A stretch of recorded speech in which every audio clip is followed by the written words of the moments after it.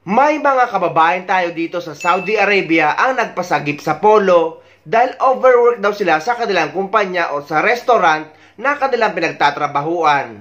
Tuloy-tuloy daw ang kanilang trabaho hanggang 9 hours at halos 10 minutes lang daw ang binibigay sa kanilang break time.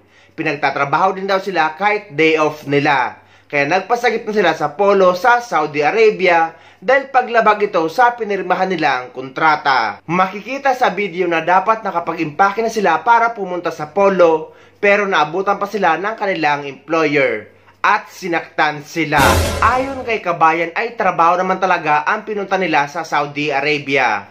Pero kung ganito naman daw na halos wala ng pahinga, ay kahit tinatakot sila na ipapapulis sila, ay nilalakasan lang daw nila ang kanilang loob para ilaban din ang kanilang karapatan at idadaan sa tamang proseso. Ang gusto niyang sabihin ay ilalapit sa ating gobyerno or lalapit sa ating polo or sa Migrant Workers Office.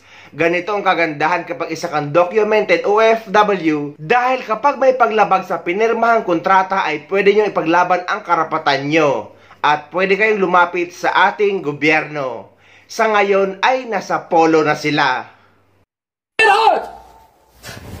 This is my accommodation. Get out! You already resigned. Yalla, get out! Tara na dong. Yalla, get out! You Mr. Get out! Yeah, please, but we arrange my... We are. This is my home. You already resigned. Yalla, get out! Yalla, take your clothes, take everything. Go outside and go Polo Jeddah. Yalla. We see you in the Polo Jeddah. We see you in the Saudi Air system. Yalla, go. Pwede nyo kausapin kasi mag-aayos pa kami. Yalla, get out. Yan yung pinapaliwanag ko sa inyo kagabi, prepare for the consequences. Dapat nag-empake na kayo. So, yan yung sinasabi ko sa inyo. Alas nila yan, dapat nag-leveling kayo. Whatever. Tara na, ready na tayo. Hindi kasi pwedeng Yalla. wala. Kaya, Mag-give me a time. Yalla. I'm playing with the kids. sige na. They just ask me for give you a few minutes or Hello? prepare your thing, go to polo. Kahit sarado po yung polo, you go there, Let's give that's the 10 best. minutes. That's the safest. Patulong po kami guys. Nasaktan kami ng mga employer namin dito. Who are you? Sinastan po kami dito kasi Who are you? hindi tama ang ginagawa nila sa amin dito. Sinaktan nila kami dito. Sinaktan nila kami dito. Hindi sila dito. Patulong kami guys. Mga walang hiya sila. Sinasaktan nila kami dito. Don't be alasted black. You go to polo or you can go right to the police. Which one? 911. You can go. Or 999. Tara na. Natin yung kulay niya. Parang baka nila yan agad. Yan yung pinaliliwanag ko sa inyo. Alis kayo dyan sa lugar. Alis mo yung gamit mo. Pupunta kami ngayon ng pulo. Nasaktan kami ng employer namin dito. The best talaga dyan. Kagabi ko sa inyo, binigyan ko na kayo ng option. May alas siya. Nandun na nga. Nandun na tayo, ma'am. Nandun na tayo. Pero bigyan nila kami ng... Sa ngayon pa, polo na lang. Tara na ba? Tara na. Polo, tinatawag ko lang yung kapas. Pa-share naman guys. Pa-share. Patulpo guys. Patulpo. Ano sa inyo po yun? Patulpo guys. Patulpo. I-share nyo ang live ko. Hindi, sinaktan na kami dito. Sinaktan kami ng employer namin dito. Wala silang karapatan na saktan kami. Yung mga kasya pa sa ano? Kasya pa ba dyan? O, buksan mo na yan. Dali. Yung mga pagkain. Grabe yung ano may-ari. Sinaktan kami. Ginulpe po kami dito. Sinaktan kami ng employer namin. Oo, kinalmot pa ako dito. Si Don, ginano ng may-ari. Yung kasama kong Pinoy, kinalmot din siya. Turkey, yung may-ari. Yung mismo nga may-ari. Pa-share mo daday ang live ko. Lantaw tayo mo dyan. Ha? Dalawa yan. Opo. Grabe, parang papatayin kami nila. I-share nyo ang live ko guys. Kasi, Parang ano nila kami. Hindi, parang kami papatayin nila. Papatayin nila kami. Papatayin kami ng employer namin dito. Kasi nag-day off kami dito. Eh karapatan ko mag-day off. Ayaw nila bigyan ng day off. I-share nyo ang live ko guys. Live nyo. Bilisan mo na. Pag-live na kayo, hindi naman kayo, inasin naman kayo. Paano mo yun? Yun nga po, pero sinaktan na nga kami. Sinaktan po kami, ma'am. Nirecord ko yung mga sinabi nila. At minura po kami. Mag-u-over. Sinaktan. Paano yun, ma'am, pag sarado yung polo? Doon lang kayo. Eh, di, sa linggo pa magbubukas yun. Yun na nga po yun sinasabi ko sa inyo. Paano yun, pag hindi daw kami nagbayad ng 20,000, saan kami kukuha ng 20,000? Nagpapatawa ba sila? Bilisan mo na. Boto Rapitol po. I-share mo na ata yung live ko. I-share mo. I-share my live. Sinaktan ako ng employer dito. Akala susin ito. Lalagyan ko ng mga ano.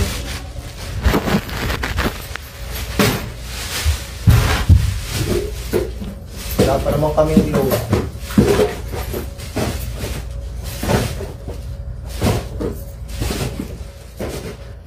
Sino kausap niya? Baka yung ano. Sino nakausap sila eh. Sino? Nandito na po kami papuntang Jeddah. Papunta na kami po ng Polo. Thank you so much sa pala sa nag-share ng live, sa nag-support. Ngayon nag-viral tayo. At ngayon abangan nyo na lang po maging chapter ng kabanata namin pagdating namin ng Polo, kung ano maging situation namin pagdating din. Di pa po kami pauwi. Pupunta po kami ng Polo para i-complain anong nangyari sa amin at kung ano ang dapat. Here's the definition of complaint. A statement that something is At kung ano dapat unsatisfactory or po unacceptable. gawin. Ngayon hindi pa naman kami okay hanggat hindi pa alam namin ang situation namin dito. Ngayon inaabangan pa rin namin kung ano mangyayari kasi una sa lahat hindi kami naglabag ng violation, sila ang naglabag ng violation sa mga kontrata namin na hindi nila sinunod. At ngayon kung kaya nila kaming takutin, siguro pagdating siguro sa tamang proseso, kaya rin namin siguro sila takutin. Yung mga bagay na yung paglalaban ba, yung may pinaglalaban kami.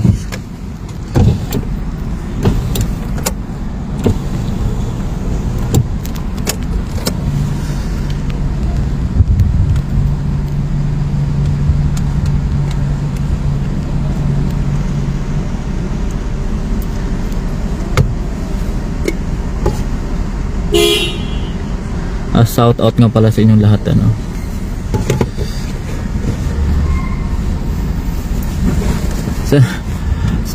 sa nag-comment pala yung kasama ko yung isang Pinoy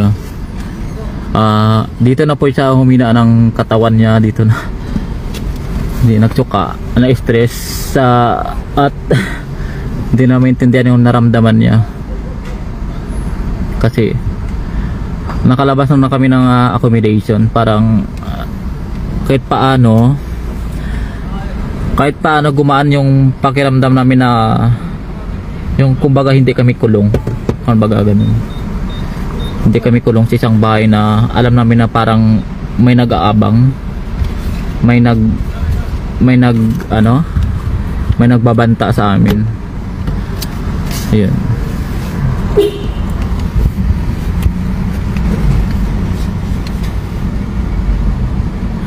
Thank you sa mga nag-viral tayo ngayon. Siguro abangan nyo na lang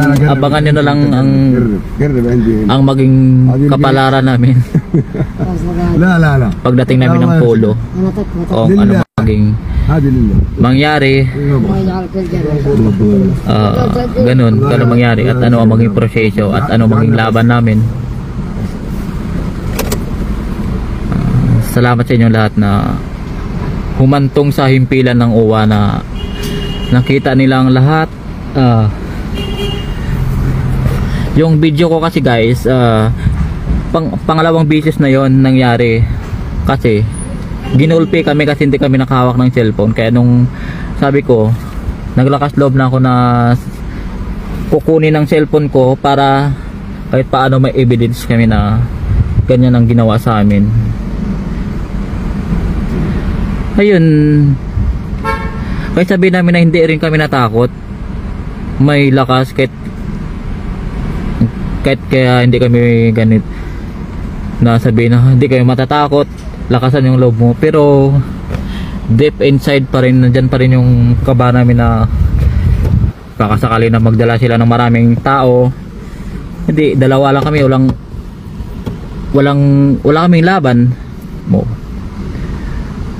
Ako may laban mo kami, wala rin kami magawa. Siyempre hindi kami, wala kami sa teritoryo natin na sa Pilipinas tayo, di ba?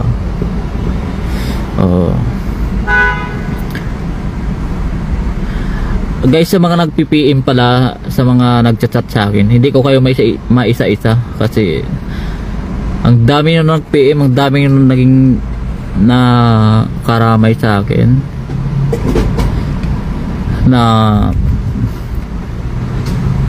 pag wala kang kausap, lalo na pagdating sa problema, parang ang isip mo hindi mo na maintindihan, hindi mo na alam ang gagawin mo. Yung kasama ko hinang-hinaan na sa kasi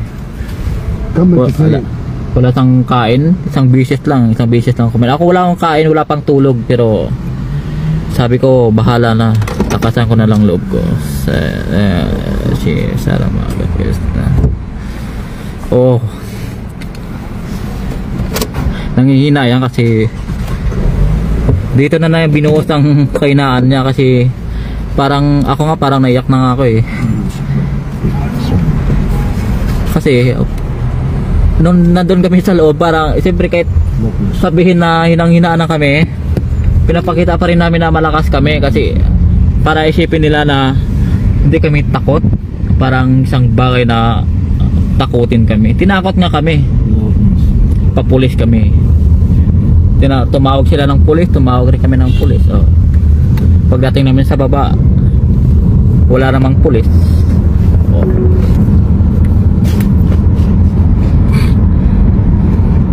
Ngayon guys, dami nagpi-PM sa amin, daming gustong tumulong, daming kasi nagba-viral na tayo, kung saan na tayo na nagba-viral ng page, umabot na tayo ng 3 million guys.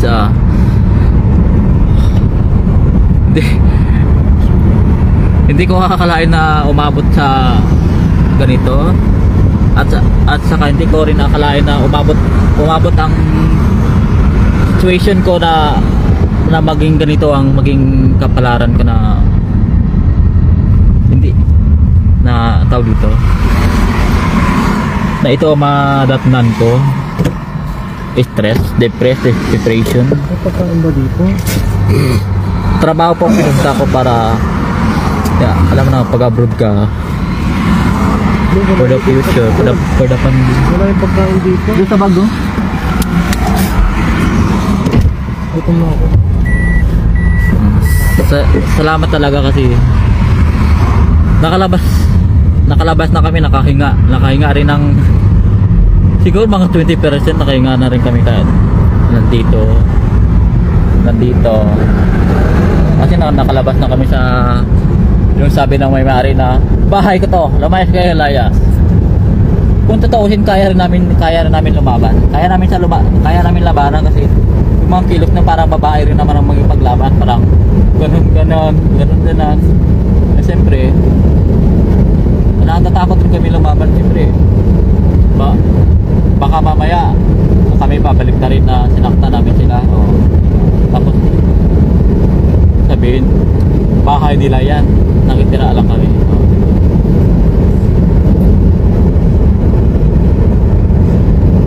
Kasi ang trabaho ko talaga dito, as in na when na sa Pilipinas pa ako, in-accept kong trabaho because na yun ang naging nakalagay sa kontrata ko. Ngayon pagdating ko ng Saudi, iniba nilang trabaho ko, naging all around ako. Tapos 9 hours duty, walang break time. Bibreak ka ng 5 to 10 minutes lang, ganun. Siyempre kakain ka 5 to 10 minutes agad as a waiter. Siyempre akit baba ka, siyempre ang tiyan mo masisira, lalo na pag busog ka, lalo ka magkakasakit, di ba?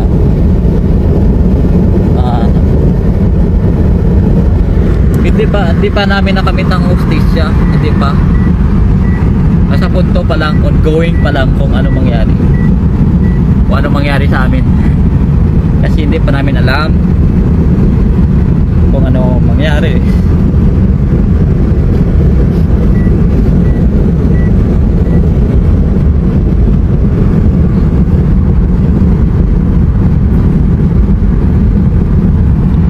Hindi ko may isang basahin ng comment nyo guys, kasi ang dami. Pasalamat na lang ako sa inyo. Yung sa medical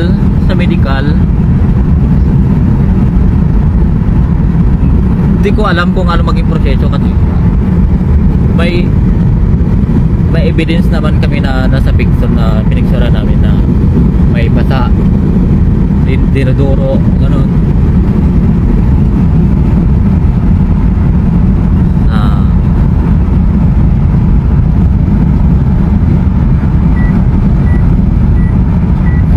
Marami nagsasabi na ang video hindi pinapakita, cyber libel.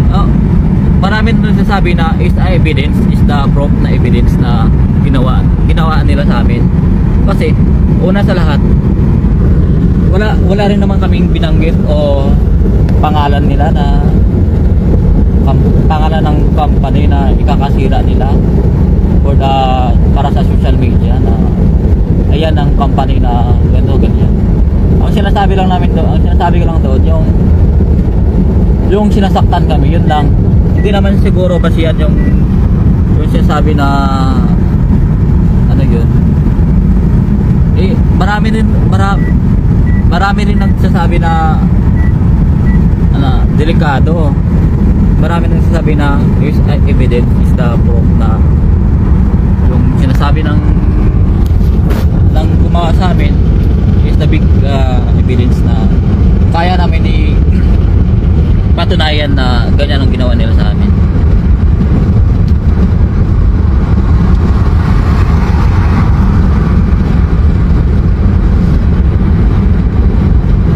Daming comment guys. Salamat ka pala sa pag-send ng star sa mga gifts natin sa mga viewers dan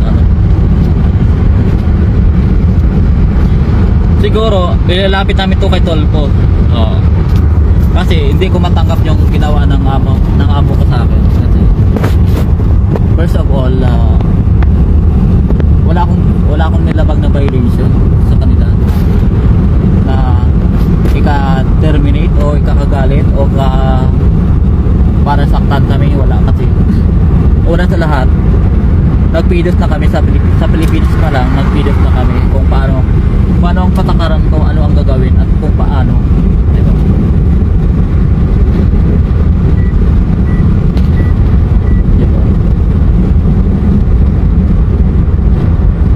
Marami, oo. Kasi nga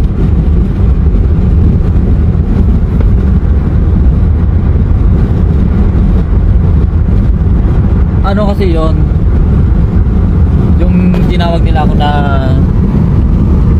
pumunta sa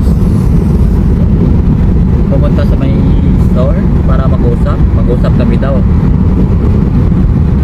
Mag-usap daw kami. Ngayon sumama naman talaga. Sumama ako sa kanila. And then akala ko pakinggan nila yung side ko na bakit at kung paano at kung ano ang dahilan kung bakit ka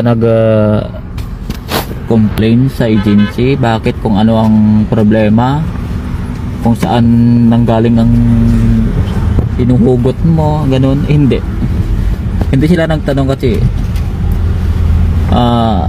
sila nagtanong sa akin na ganyan. Salita sila ng salita, tapos hindi man lang kami makasingit ng kano sasabihin namin.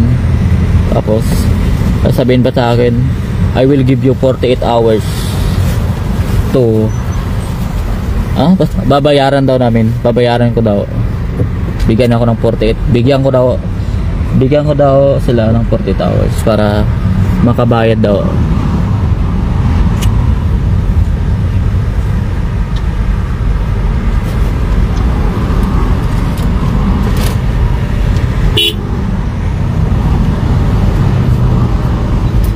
Siguro, kahit sasabihin mo checkpoint ang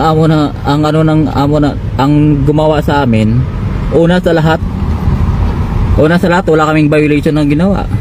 Kahit sabihin mo na kahit harangin pa kami dito, wala kaming pakialam kasi wala kaming violation ginawa. Kung kasuhan nila, hindi harapin namin kasi kami may ebidensya kami na yun ang ginawa nila sa amin, di ba?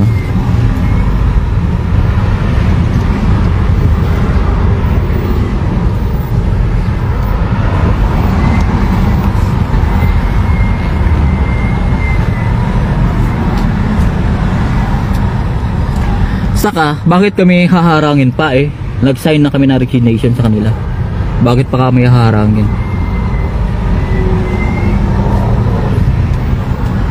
Hindi pa kami nagpa-medical, hindi pa.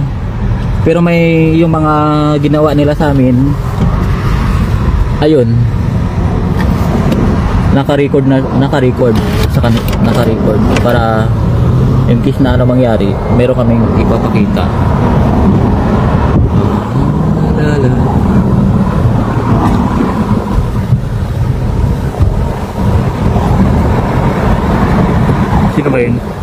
Sino ba yung nagsabi kanina na harangin? Tito Buhay OFW. Kung yan po ang mindset mo, is that you? Wala na akong pakialam ko yan. Kung yan ang nasa isip mo, wala akong pakialam sa'yo. Mag-comment ka kung gusto mo mag-comment, wala akong pakialam sa'yo. Kung gusto mo magsumbong ka doon. It's not big deal para sabihin mo na ganyan sa amin. Hindi mo alam ang pinagdaanan namin, hindi mo alam kung ano yung kasalaubin namin, paano yung pinagdaanan namin para sabihin mo na haharapin kami na ganito.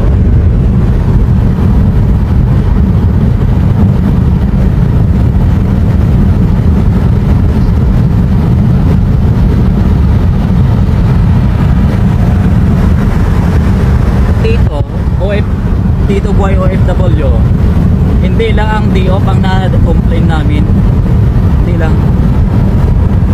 para i-judge mo kung DOF lang ang na-complain namin. That's why na ganyan ang nangyari sa amin.